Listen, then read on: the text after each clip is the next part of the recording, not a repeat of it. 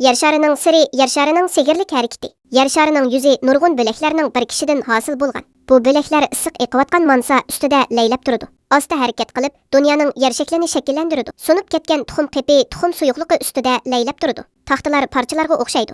İştirilgen, soqulgan ve yer şarının mantısıga ayrılıdı. Taxtalar soqulganda, yer posti qısilib, egiz taq şekillenidi. Hindistan taxtası bilen Asiya, Yevropa taxtasının soquluşı Himalaya tegini iştirivetdi. Bölekler ayrılganda, magma yer astidan etilip chiqib sovup, yangi yer postini şekillendirdi. O'rta Atlantik okeanning umurtqisi mana shundaq tug'ilgan. Bölek o'tib ketganda, chegarani bo'ylab serilib, asalla yer tavrashni keltirib chiqaradi. Kaliforniyadagi San Andres xatolig'i tipik misol. Janubiy Amerika va Afrika dengiz qirg'iqi liniyasining shakli mos keladi. Yer tavrash ko'pincha bölek kirvikiga markazlashgan. Dengiz osti tog' jinslarining magnit maydoni siziqlarimi dengiz ostining kengayish jarayonini xotirlaydi. Yer yuzi boshdan oxir asta-asta o'zgaryotadi. Tosh davriyligi.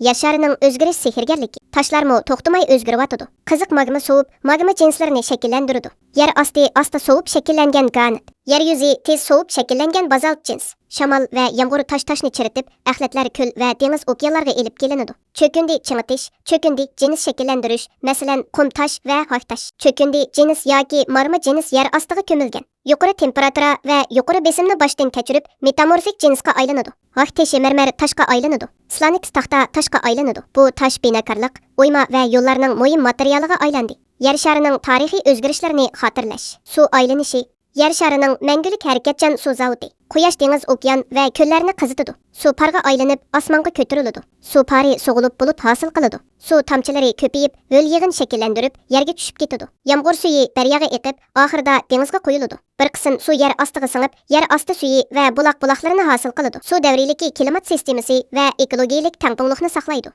Yer sharidagi su boyligi cheklik. Ishlatkili bo'ladigan tatliq su 0,3 ga yetmaydi. Ko'pinchisi muzuqda to'nglatilgan. Su boyliqini qo'g'dash kelgusi taraqqiyotga munosabatli. Yer sharining qatlamli qurilmasi. Sirtdan ichigacha bo'lgan maxfiy dunyo.